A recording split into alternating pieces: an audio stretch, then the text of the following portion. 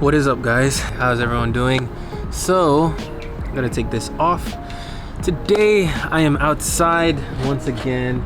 You can see, I don't know if y'all can see right behind me, I have this amazing structure, kind of like a Sujo monument. So today I'm at this location. I'm gonna be walking around. There's a park around this area, and I have this. So ever since I got this film camera as a gift, I've slowly but surely fallen in love with film photography. This camera is the KODAK m35 film camera. And if you don't know anything about film cameras, this is a great camera to start with. So basically what makes a film camera different from a digital camera is that to be able to take photos, you'll have to get one of these film rolls. And these are really important because if you allow it to get in contact with too much light, the film roll is going to be damaged and you'll lose all your photos. But yeah, basically to make it work, you have to put your film into your camera like so. There is a lever you can push on the side which opens up the back, and then you can see where the film roll goes. So you put the film roll at the left part and slide the film all the way over to the other side, where you're going to see these little notches. And once you get the film roll fixed on those notches, then you roll it all the way through, make it flat, and then close the back, and you are ready to go. After all that is done, all you need to do is to point, shoot, and reload.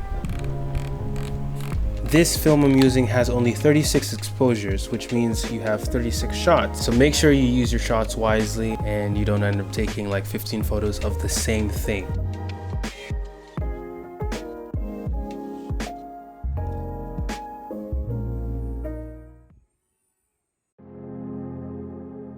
This is a quick reminder to just hit the like button if you haven't already, and subscribe to the channel. It means a lot to me and I really appreciate it. So enjoy the video.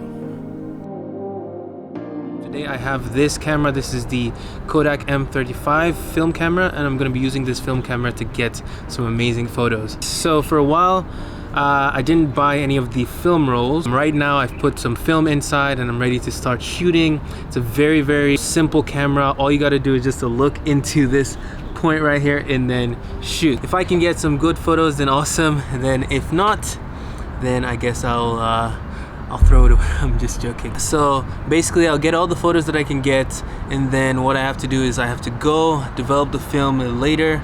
There's a place for that, and then I'll show you guys the finished product. But then right now I'm just gonna have a good time out in this park and take some awesome photos. I don't know about y'all, but then I find these really interesting. Like, what are these? I really don't know what they are, but then I guess that's cool.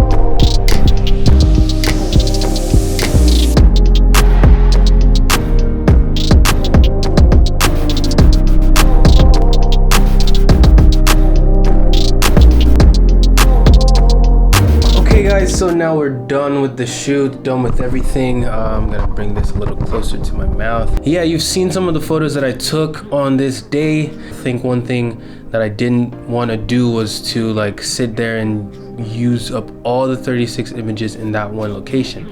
So what I did was over the weeks, over the days, I was able to go to other different locations and I took some other cool photos. Some photos I took when I was hanging out with friends, some other photos I took while shooting in different locations. I went to this other location called Guanchen Street and then walked around that area. I was able to get a lot of really good images, really good photos. And yeah, generally I would say film photography is one kind of photography that it's never really gonna get old. I think even right now there are so many really amazing film cameras that you probably wouldn't even be able to tell the difference between a film camera and a digital camera. But then I still kind of like these very simple film cameras like the KODAK m35. It's very easy to use and to learn, and it's something that anyone can just pick up and start shooting with. It just has this nostalgic feel. Another thing I like to do is to shoot directly against the sunlight, and it gives a very unique flare, like a very unique lens flare.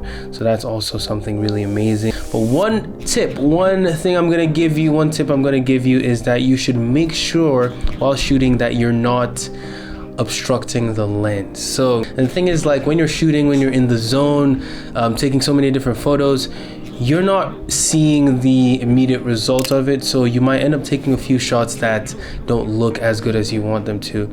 But then yeah, because like for me, there are some shots that I had some different things hanging in front of the lens and I didn't realize, or maybe my finger gets in. I have large hands, so it's like my fingers sometimes get in frame, so that's one thing you have to be careful about. And also, if you're shooting in the nighttime, you're gonna want to try not to block the flash when shooting in low light situations.